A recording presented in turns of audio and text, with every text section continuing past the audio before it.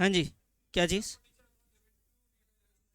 चलो आओ फिर से ध्यान दो इधर कि इसमें दो पार्टनर्स है, उसका नाम है लीना और रोहित। पार्टनर्स का प्रॉफिट शेयर नहीं दे रखा तो क्या मानेंगे? ठीक है जी।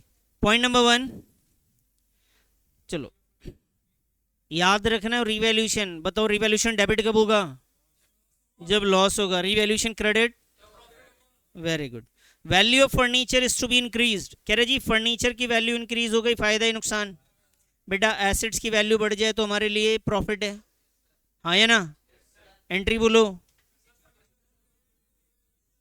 बहुत बढ़िया, फर्नीचर अकाउंट डेबिट टू। चलो जी आओ लिख लो। Question number 43।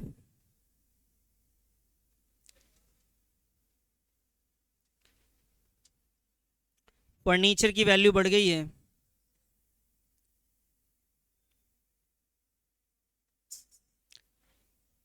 Furniture account debit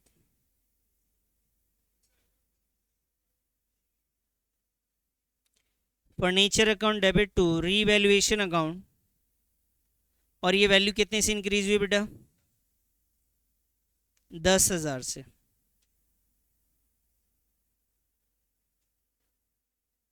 furniture account debit to revaluation account. तो नरेशन लिखवाऊं क्या?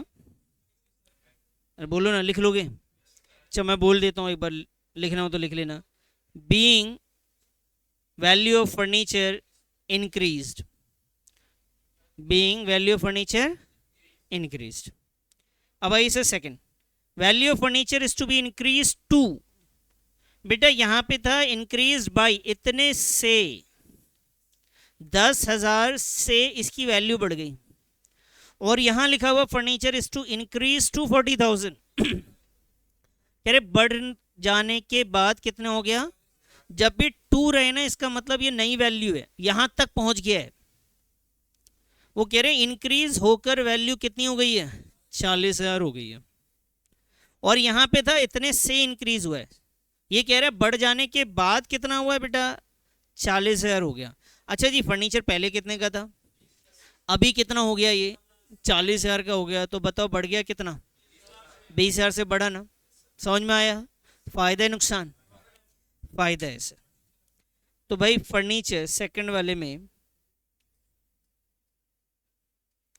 फर्नीचर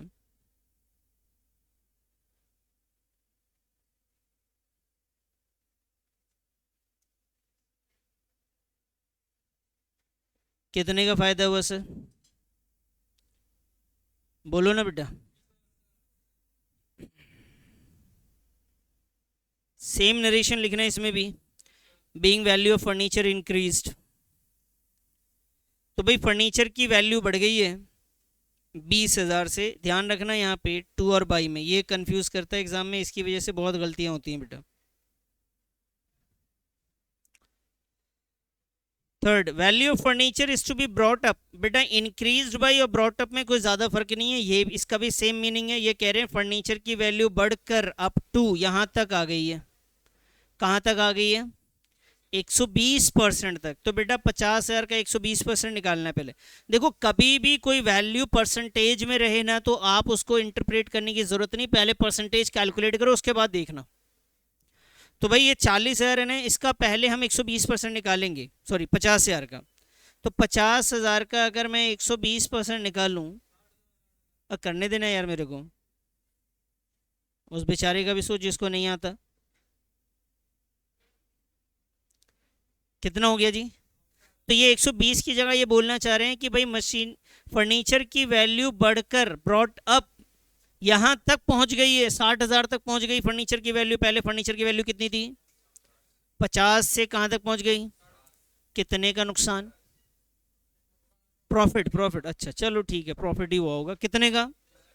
10,000 का प्रॉफिट हुआ, तो रिवैल्यूएशन डेबिट या क्रेडिट? क्रेडिट होगा सर। थर्ड में रीवैल्यूएशन को आप क्रेडिट करोगे।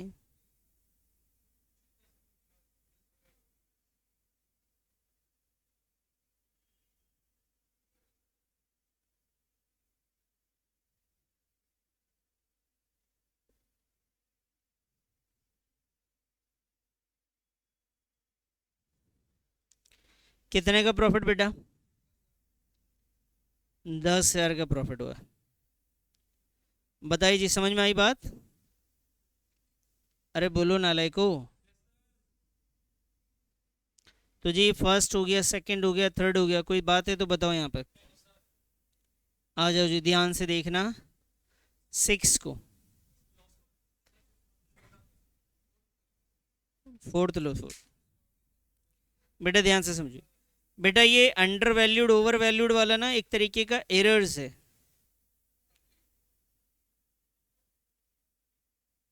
एरर्स है ये, इन्होंने अकाउंटेंट ने इनके ना गलती कर रखी है। क्या गलती कर रखी है, ध्यान से समझना। ये लिखा हुआ है स्टॉक इज अंडर वैल्यूड, कह रहे जितना भी स्टॉक अभी हमारे बुक्स में है, बैलेंस शीट में, अंडर वैल्यूड है, कम लिखा हुआ है।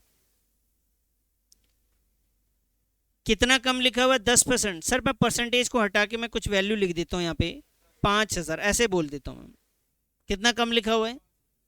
तो मैं आपसे बोलूँ कि यार जितना भी अभी लिखा हुआ है ना स्टॉक, वो 5,000 कम लिखा हुआ है। सर रीवैल्यूड करूँ? मैंने बोला भाई ये गलत लिखा हुआ है, इसको सही कर दो बस।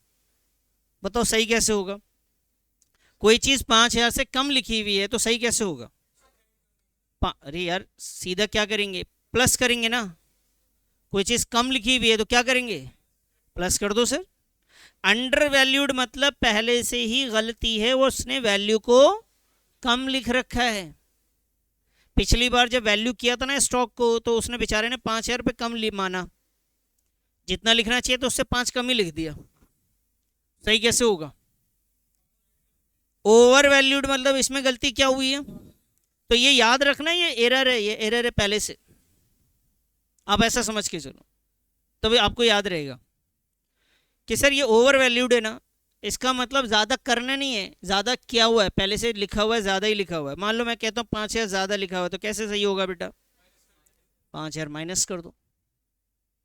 तो यहाँ पे परसेंटेज में गिवन है ना, ये एक मुसीबत की जड़ होती है। परसेंटेज को समझना बहुत इंपॉर्टेंट है। आप ये समझ लो कि एडमिशन, रिटायरमेंट, डेथ, अगर रीवैल्यूएशन का क्वेश्चन आ गया तो ये जो आपको 10-11 पॉइंट्स दिख रहे हैं ना, यहां से तो क्वेश्चन जरूर आएगा, एक पॉइंट उसमें तो जरूर ही होगा। और एक भी गलत होता तो रिवैल्यूएशन का आंसर गलत हो जाता प्रॉफिट का, इसलिए ध्यान देना है। स्टॉक इज अंडर वैल्यूड, इसका मतलब कम करना है या कम पहले से है? पहले से है, तो सही करना क्या है? तो जब भी अंडर वैल्यूड रहे इसका मतलब इसको क्या करना है? ओवर वैल्यूड रहे तो माइनस करना है। इतनी बात समझ में आई? अभी बताओ, एंट्री तो आपको फटाक से समझ में आ गया, सर स्टॉक की वैल्यू प्लस होगी, फायदा नुकसान?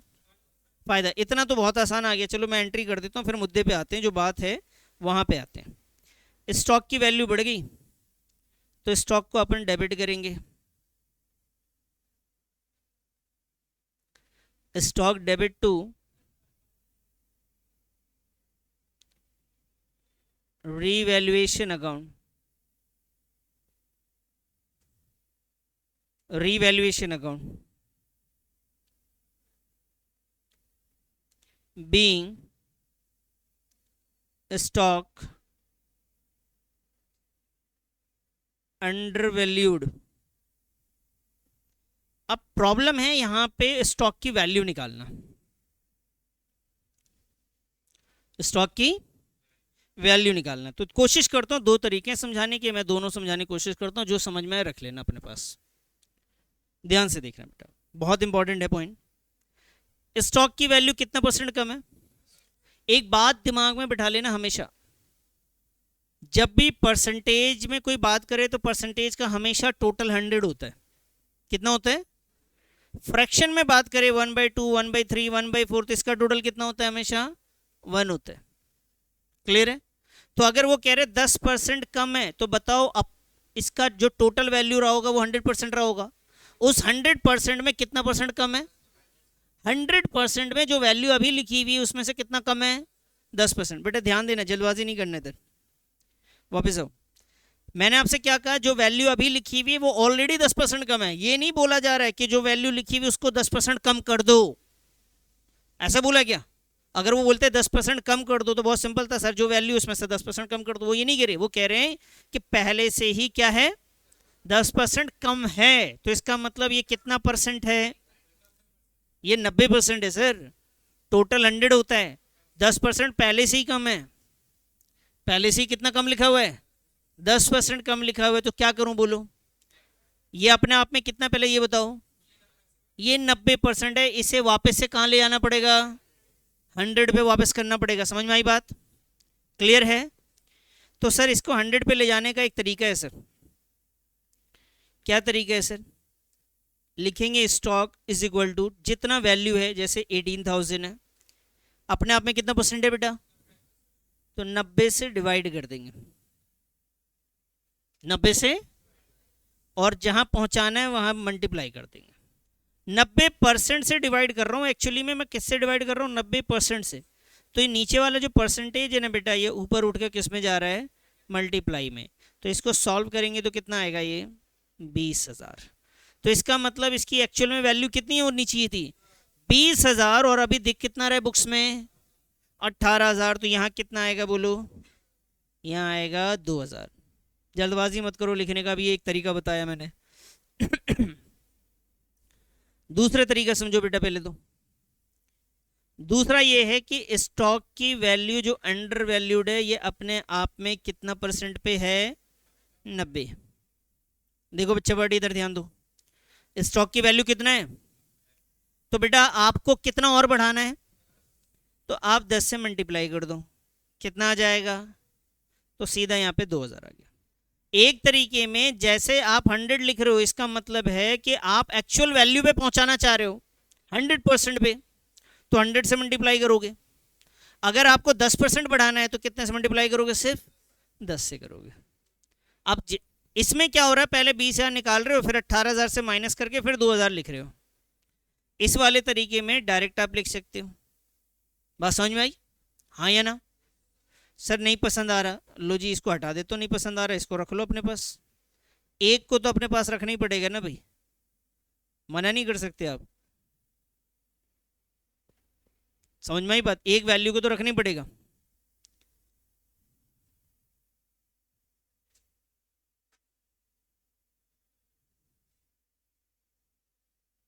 बेटा ये 90 से क्यों डिवाइड हुआ, वो मैं एलिमेंट्री मेथड मैथमेटिक्स का लेट द एक्स करके भी मैं सिखा सकता हूँ, लेकिन उसमें टाइम चला जाएगा। आप इसको याद रखो, हमेशा अंडर वैल्यूड ओवर वैल्यूड में ऐसे ही क्वेश्चन आएंगे, ठीक है जी। आओ जी, फिफ्थ, फिफ्थ को ध्यान से समझते हैं। ओवर वैल्यूड का मीनिंग बताओ, पहले से है या बढ़ाना है, पहले से ही है। इसका मतलब ये जो 22,000 दिख रहा है, इसमें 10% बढ़ा हुआ है। भाई परसेंट की बात करी जाए तो 10% बढ़ा हुआ, तो ये अपने आप में कितने परसेंट पे है, 110। 100 भाई साहब जितना होना चाहिए था, 10 कम है तो 90 है, 10 ज़्यादा है तो 110 पे होगा, 5 कम है तो यानी 95 पे है, 5 ज़्यादा है तो 105 पे होगा। तो ये 10% ज़्यादा है पहले से ही बेटा। कहाँ ले जाऊँ इसको फिर, 10% ज़्यादा है ना, ठीक है। तो ये अपने आप में कितना है, बस ये बता दो, 110। एंट्री कर लेते हैं। पहले बताइए, ये जो स्टॉक है, ये स्टॉक क्या है, ओवर वैल्यूड है। हाँ जी बच्चे ध्यान से सुनो, पहले मैं एंट्री समझा देता हूँ।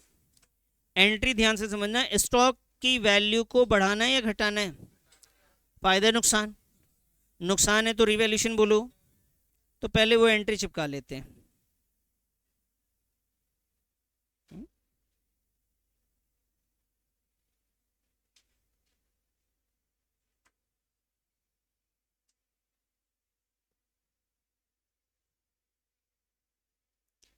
क्या है जी, revaluation account debit to stock account, revaluation account debit to stock account. Narration लिखते हैं जी, बीइंग स्टॉक या value of stock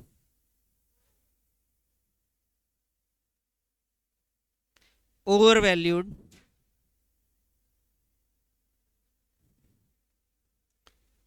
being stock over valued.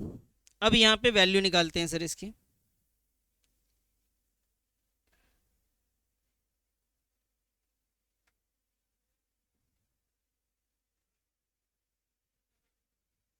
बेटा ध्यान दो, जो स्टॉक की वैल्यू गिवन है वो कितनी गिवन है बताओ?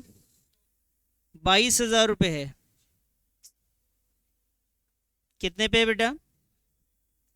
तो ये जो 22,000 की वैल्यू आपके सामने दिख रही है, ये बताओ क्या अपने एक्चुअल परसेंटेज पे है?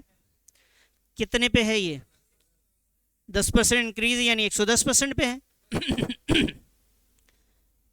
बताइए कितना निकालना है इसमें से? 10। कितना आ जाएगा? तो इज्जत से यहाँ पे 2 लिख देना जी। बताइए जी, समझ में आ गई बात? कुछ पल्ले पड़ा? सच्ची देख ले। ओके, बाद में खुद ही नहीं पूछेगा, बताने की तो बहुत दूर की बात है। आइए जी next, market value of computer. Market value of computer is 25,000। कह रहे जी मार्केट वैल्यू जो कंप्यूटर की 25 है, लेकिन हमारे बुक्स में कितने की लिखी हुई है? तो भाई 20,000 की चीज़ एक्चुअल में कितने की हो गई है? तो रिवैल्यूड करना तो है ही हमें। तो 20 से 25 हो जाना नुकसान, फायदा है। तो फायदे में रिवैल्यूशन क्या करते हैं? तो आओ जी क्रेडिट कर देते हैं।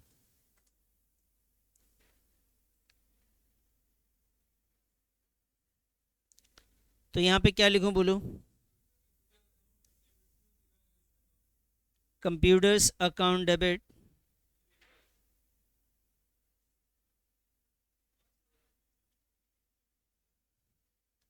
Computers account debit to revaluation account.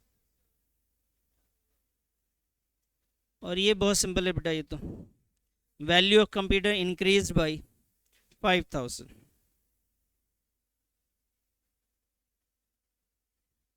7।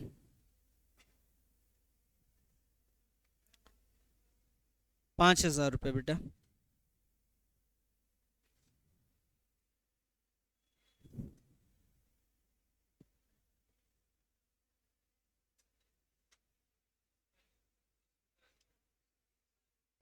अच्छा,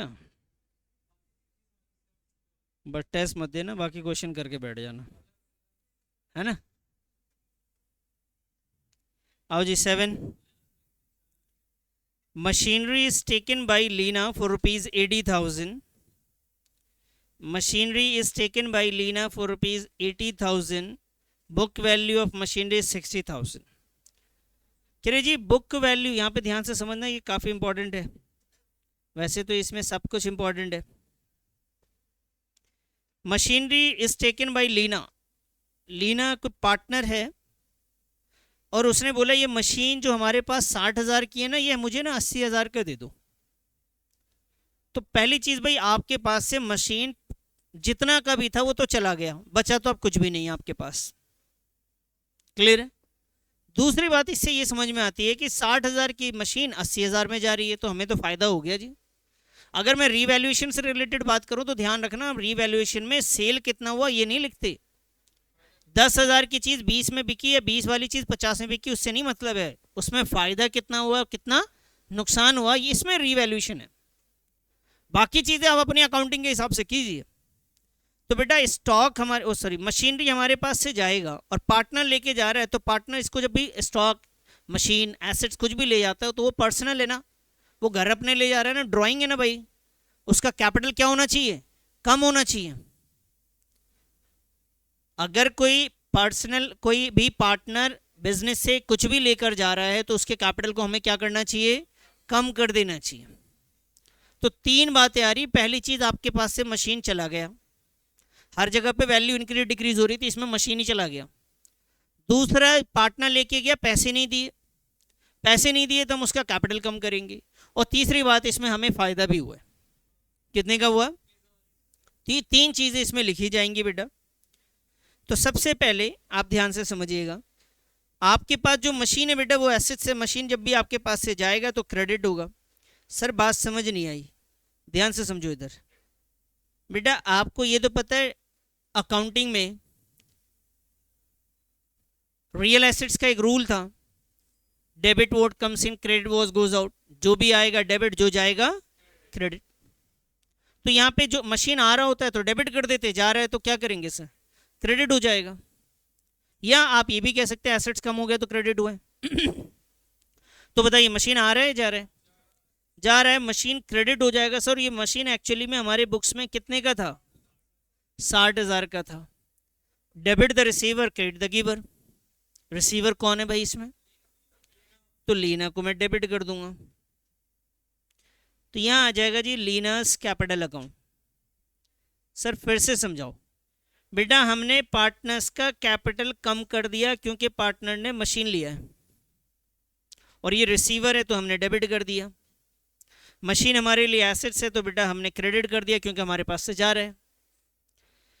लेकिन लीना ने कितने का वादा किया पैसे देने का बेटा, अभी बताओ डेबिट क्रेडिट इक्वल है क्या, बोलो फायदा है नुकसान।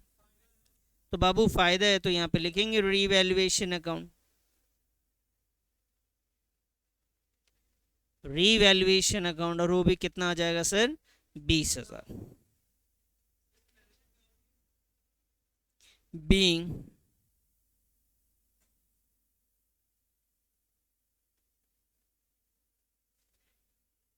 मशीनरी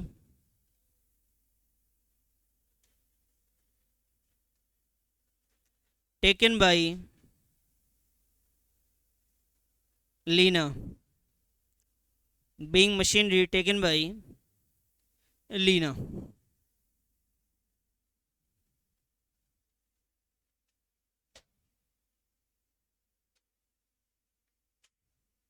हो गया सर इतना, आइए जी नेक्स्ट। चलिए 8 पढ़िए बेटा। 1/3 of the machinery is taken bye Rohit. बेटा इधर ध्यान दो, 1/3 ऑफ द मशीनरी, जितना भी मशीन है आपके पास उसका 1/3 पार्ट कौन लेके जा रहा है, रोहित। फॉर ₹30,000। कह रहे जी जितना का भी मशीन है उसका 1/3 जो है रोहित ले जा रहा है, वो भी 30,000 रुपये देने को तैयार है। वो रोहित भाई कितना देंगे, 30,000। And the balance is revalued at 57,600। और जो मशीन बच जाती है, जो बच गया 1/3 तो वो ले गया, तो बाकी का 2/3 बच गया, तो वो 57,600 को हमने रीवैल्यूड कर दिया जी। अभी बुक में कितने की वैल्यू दिख रही है, 72,000 की। तो इसको ध्यान से पहले समझ लेते हैं 8 को। एग्जाम में कभी भी आए ना तो ऐसे क्वेश्चन को ने, जहां पे आपको लगे कि कैलकुलेशन है, ऐसे क्वेश्चन के लिए जर्नल एंट्री में 6 से 7 लाइनें छोड़ दीजिए और आगे के क्वेश्चंस को करिए। और आपको वहां पे भी लग रहा है तो उसको भी छोड़ते जाइए और नीचे जाके फिर लास्ट में वर्किंग नोट बनाइए। जो मैं आपको साथ में बना रहा हूँ, आपको एग्जाम में एंड में बनाना होता है वर्किंग नोट, क्योंकि अब भाई आप तो जर्नल एंट्री तो फॉर्मेट में करोगे ना, वहां तो दिक्कत हो जाएगी आपको। और अगर आपको बिल्कुल भी दिमाग काम ही नहीं कर रहा, तो आप वहां पे भी कर देना, बुरे वक्त में तो सब जायज़ है। तो सर हमने जर्नल एंट्री के लिए मान लीजिए हमने इतनी जगह छोड़ दी, हमें लगा कि यहाँ पे जर्नल एंट्री आ जाएगी, हमने यहाँ वर्किंग नोट बनाने की कोशिश करी। और वर्किंग नोट में सबसे पहले हम आए सर मशीनरी पे। बच्चा पार्टी ध्यान से समझ लेना, यहाँ पे पहले तो मशीनरी, मशीनरी की वैल्यू जो हमारे पास है बुक्स में कितना है बेटा, वो है सर 72,000। इस 72,000 में हमने 2 पार्ट किए बेटा। भाई एक पार्ट जो कि पार्टनर लेके गया, क्या नाम है इसका, टेकन बाय रोहित।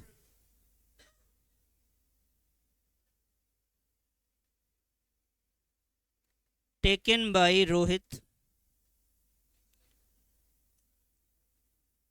बैलेंस,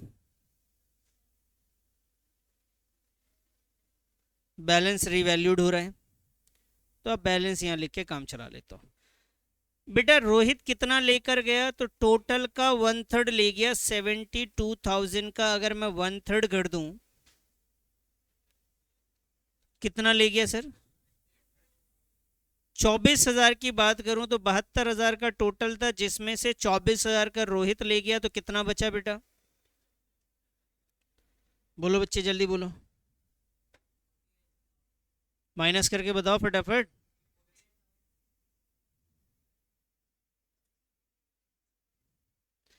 भाई टोटल 72,000 का था, जिसमें से 1/3 कौन ले गया? रोहित ले गया, और बाकी जो बच गया, तो जितना रोहित ले गया उसे हटा दिया, जो बच गया वो कितना है बेटा? 48,000। अब ये 24,000 की चीज को रोहित कितने में ले गया सर? 30,000 में ले गया। तो बताओ फायदा नुकसान है? और ये वाला कितने का रीवैल्यूड हुआ है? 57,600। समझ में आई बात? तो बेटा 57,600 में ये ले गया। अब आपको फायदा नुकसान समझ में आ गया? अब मुझे बताइए बेटा, यहाँ पे बताइए पहले, यहाँ से कितने का फायदा नुकसान? तो ये तो एंट्री बिल्कुल वैसी है जैसे मशीन में हुई थी भाई। यहाँ से अगर मैं बात करूं, रोहित जो मशीन ले के गया, तो मशीन आएगा या जाएगा? डेबिट या क्रेडिट? क्रेडिट। जब भी कोई एसेट्स हमारे पास से जाता है, क्रेडिट एसेट्स आएगा तब डेबिट करेंगे। तो एसेट्स हमारे पास से जा रहा है, तो मशीन को तो मैं करूंगा बेटा क्रेडिट। मशीनरी अकाउंट क्रेडिट हो जाएगा। मशीन की एक्चुअल में वैल्यू तो है हमारे पास 24,000। रोहित रिसीवर है इसका, रोहित ने रिसीव किया इसे, रोहित कैपिटल अकाउंट डेबिट हो जाएगा। और वो कितने से डेबिट होगा बेटा? मुझे इसमें फायदा हुआ तो मैं क्या करूंगा, यहाँ पे रीवैल्यूएशन अकाउंट कितना आ जाएगा बच्चे? 6,000। पहले ये बताओ, ये समझ में आया?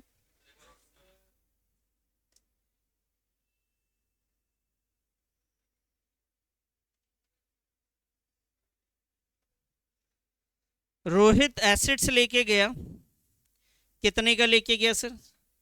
30,000 में 24,000 वाला एसेट्स ले गया, तो हमने मशीनरी को क्रेडिट किया 24,000 से।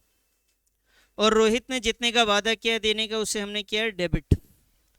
रोहित का कैपिटल जो कम करेंगे बेटा, वो 30,000 से करेंगे, मशीनरी हमारे पास से 24,000 से जा रहा है।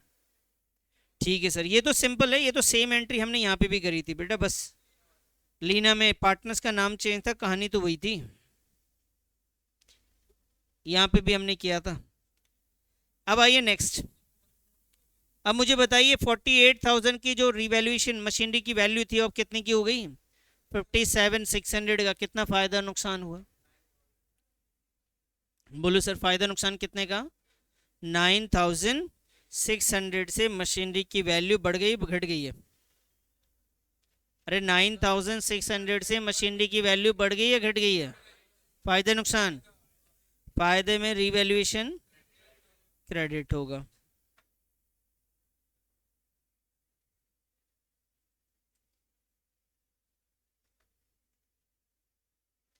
तो यहाँ आएगा जी मशीनरी अकाउंट डेबिट। कितना बताया आपने? 9,600।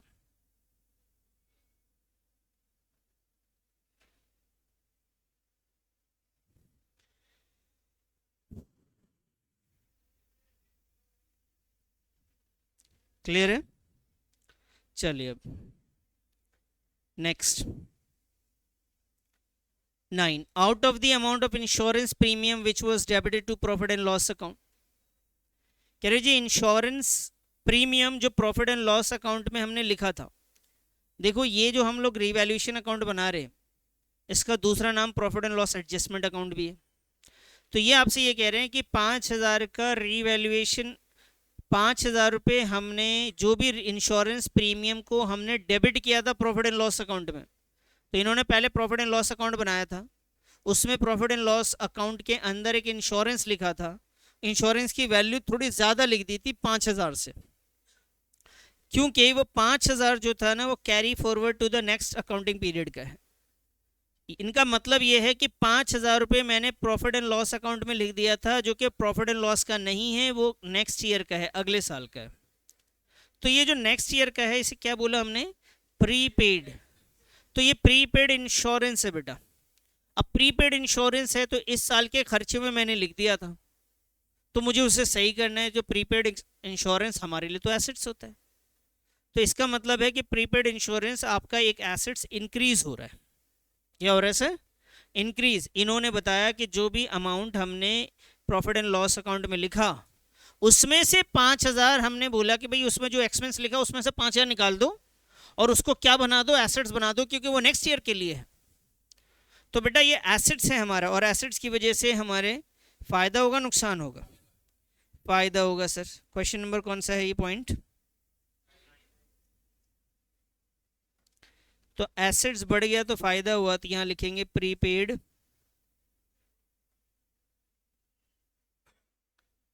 Prepaid insurance account debit to prepaid insurance account debit to revaluation account prepaid insurance account debit to revaluation account. Value लिखेंगे बेटा हम लोग 5,000 रुपये।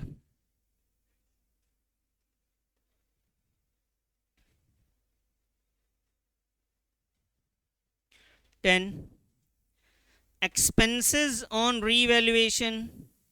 कह रहे जी एक एक्सपेंस है रीवैल्यूएशन का, टोटल 5,000 का है, और ये एक्सपेंसेस पे किसने किया? लीना ने किया। तो हमें पैसे किसको देने पड़ेंगे? लीना को देने पड़ेंगे। तो ये एक्सपेंसेस हमारे लिए फायदा है नुकसान? नुकसान है, तो रीवैल्यूएशन क्या होगा? तो रीवैल्यूएशन को डेबिट कर देंगे सर।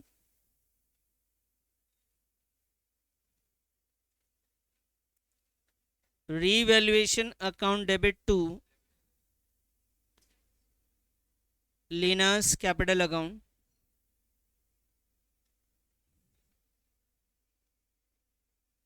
लीनास कैपिटल अकाउंट,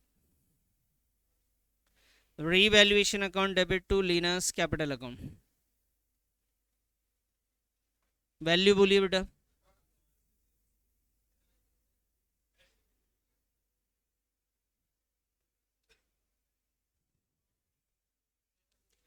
अ डेटर हुज ड्यूज 14,000, एक डेटर जिस पे हमारे 14,000 रुपए हैं। डेटर वो कस्टमर जिनको हमने सामान उधार बेचा था।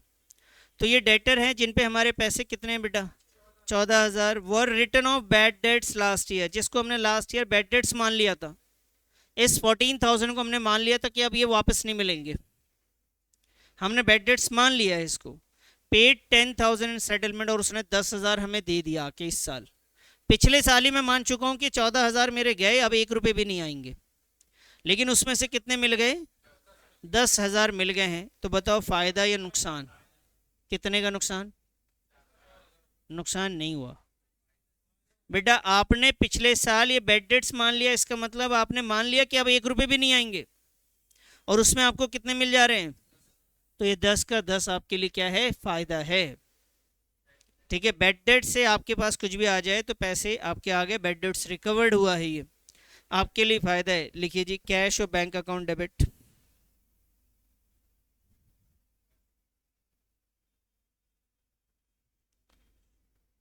कैश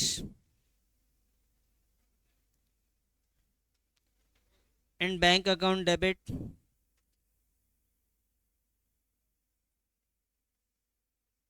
कैश और bank account debit to revaluation account being bad debts,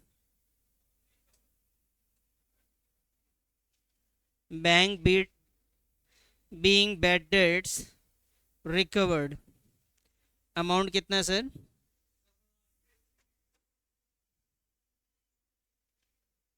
बताइए जी, समझ में आया? तो अब ये सारे पॉइंट्स कर लिए, अब हमें लास्ट में एक पॉइंट कर लेते हैं, प्रॉफिट लॉस निकाल लेते हैं। पार्टनर्स का नेम गिवन है लीना और रोहित, तो इनका प्रॉफिट शेयरिंग रेशियो नहीं है, तो क्या मानेंगे इसे? 1:1 मानेंगे। तो पहले प्रॉफिट लॉस निकालते हैं सर। आओ जी, तो इस प्रॉफिट लॉस को आप कहीं रफ में लिखते रहिएगा। बताइए सर पहले में क्या हो रहा है यहाँ पे? तो एक बार प्रॉफिट प्रॉफिट देख लेते हैं सीधा। प्रॉफिट कितना हुआ सर? प्रॉफिट 20, तो 20 और 10 दो नहीं है, ये 20 और 10 30। फिर प्रॉफिट 40 2 42, प्रॉफिट 47, प्रॉफिट 20। अरे 47 में 20,000 जोड़ रहे हैं यार। फिर से 6,000,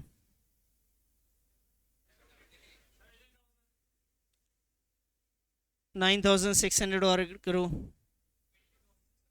82,000, 5,000, 5 और 10,000,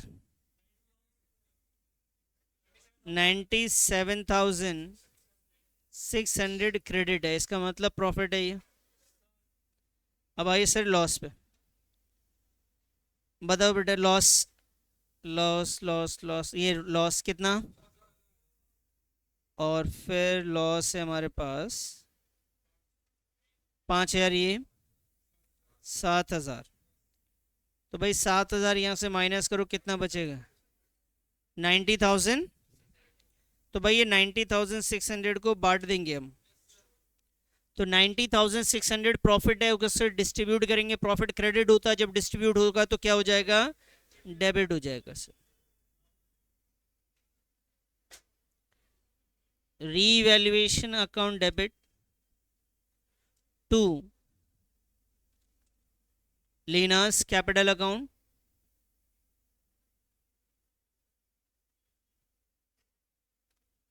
Rohit capital account,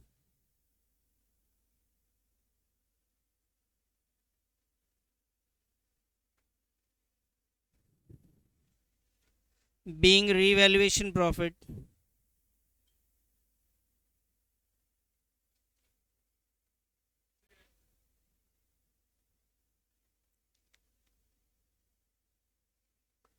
being revaluation profit distributed, total बताओ,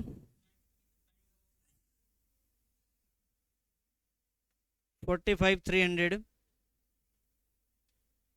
एंड 45,300 आ गया जी। बताइए जी, समझ में आ गई बात।